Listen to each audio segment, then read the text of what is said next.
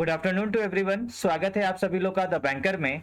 तो friends, ECGC PO का exam जो है वो 29 मई को है और आज जो है वो 17 मई हो चुके हैं, यानी आपके पास 11 दिन का टाइम बच चुका है। तो बहुत सारे स्टूडेंट्स जनरली कॉमन से क्वेश्चन है कि सर ईसीजीसी पीओ का लेवल कैसा रहता है, क्या एक्सपेक्ट कर सकते हैं।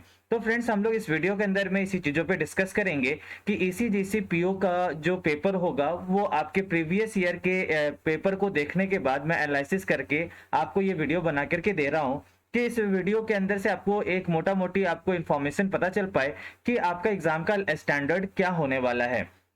जनरली देखो फ्रेंड्स, ईसीजीसी पीओ के अंदर में आपका सेक्शन जो होता है वो English, quant, reasoning, general awareness and computer होता है। यदि हम बात करें जनरल अवेयरनेस को लेकर के, तो जनरल अवेयरनेस में मोस्ट ऑफ द क्वेश्चन जो है वो आपका करंट अफेयर से पूछे जाते हैं। और करंट अफेयर भी जो लास्ट ईयर हमने देखा था 2021 में, उसमें करंट अफेयर से 3 to 4 मंथ्स का, यानी एग्जाम से 3 से 4 महीने के पहले के करंट अफेयर से क्वेश्चन ज्यादा पूछे गए थे। और ईसीजीसी ऑर्गेनाइजेशन से रिलेटेड स्टैटिक्स के पोर्शन जो है वो 3 to 4 क्वेश्चन वहां से पूछा गया था। यदि हम लेवल के बात किया जाए तो अभी हाल में आपने देखा कि आरबीआई असिस्टेंट के मेंस के एग्जाम हुए थे और ईएसआईसी यूडीसी का एग्जाम हुआ था। इससे थोड़ा सा लेवल जो है वो ईसीजीसी पीओ के अंदर में आपको देखने को मिलेगा ज्यादा। ठीक है। यदि हम जनरली आपको बात बताएं तो आप आईबीपीएस आरआरबी क्लर्क के मेंस के एग्जाम में कभी बैठे हैं या फिर आईबीपीएस आरआरबी क्लर्क के मेंस के एग्जाम को आप देखें हैं तो लगभग आपको वैसा ही लेवल देखने को मिलेगा। यदि हम बात करें इंग्लिश को लेकर के, तो इंग्लिश के अंदर में reading comprehension, cloze test, sentence rearrangement, filler, यही आपको देखने को मिला था। साथ में आपका एरर और इम्प्रूवमेंट के क्वेश्चन देखने को मिले थे लास्ट ईयर के पैटर्न को देखें तो। क्वांट के अंदर में बात करें तो डीआई से क्वेश्चन थे जो कि ऐसा नहीं था, बहुत ज्यादा टफ था, एक एवरेज क्वेश्चन आप कह सकते हैं। अर्थमेटिक के क्वेश्चन थे, राबा सिंप्लीफिकेशन, अप्रोक्सीमेशन के भी क्वेश्चन और क्वाड्रेटिक इक्वेशन के भी देखने को मिले थे।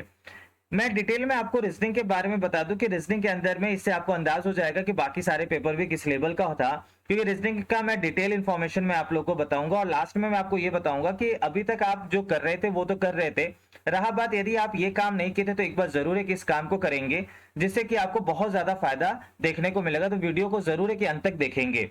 तो देखो फ्रेंड्स, ईसीजीसी पीओ का जो 2021 के अंदर में रीजनिंग का सेक्शन था उसके अंदर में आपको बॉक्स बेस्ड पजल आपको देखने को मिला था, डाटा सफिशिएंसी के क्वेश्चन देखने को मिले थे, ईयर बेस्ड जिसमें कि बेस्ड ईयर जो होते हैं, जैसे सपोज कि 5 इयर्स है और एक बेस ईयर है, वहां से एज कैलकुलेट करने के बाद आप क्वेश्चन को जो सॉल्व करते हो उसके क्वेश्चन थे। अनसर्टेन नंबर ऑफ पर्सन के भी क्वेश्चन देखने को मिले थे।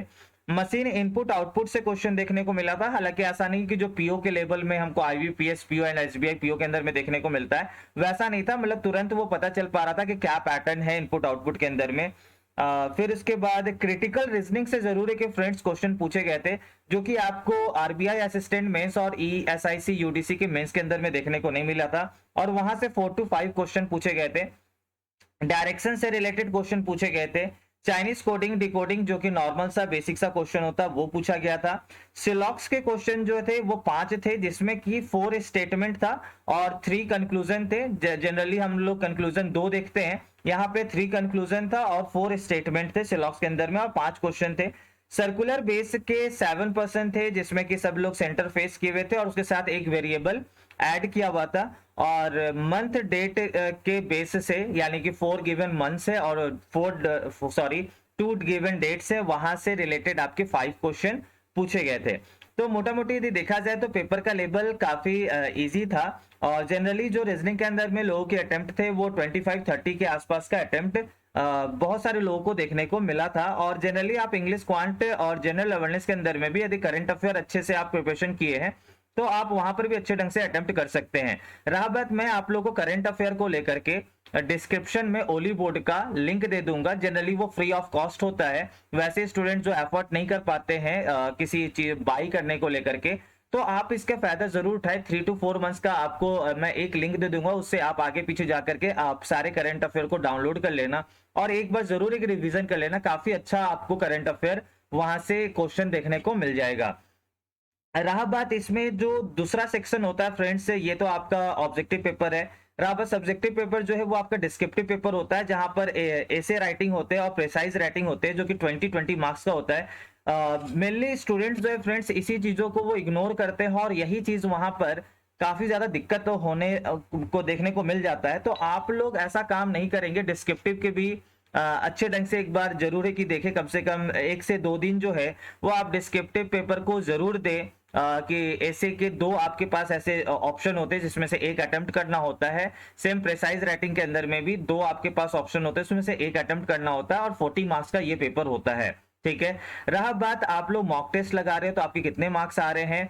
रहा बात जो लोग भी मॉक टेस्ट अभी भी उनका मान लो कि लगाना चाहते हैं, तो ओली बोर्ड का मैं आपको एक फ्री मॉक टेस्ट का लिंक दे दूंगा जिससे कि आप लगाएं। लगता है कि मुझे और भी मॉक टेस्ट लगाने की जरूरत है तो आप जरूर एक नॉमिनल से प्राइस में वहां से बाई कर सकते हैं। लिंक जो है डिस्क्रिप्शन में मैं दे रहा हूं।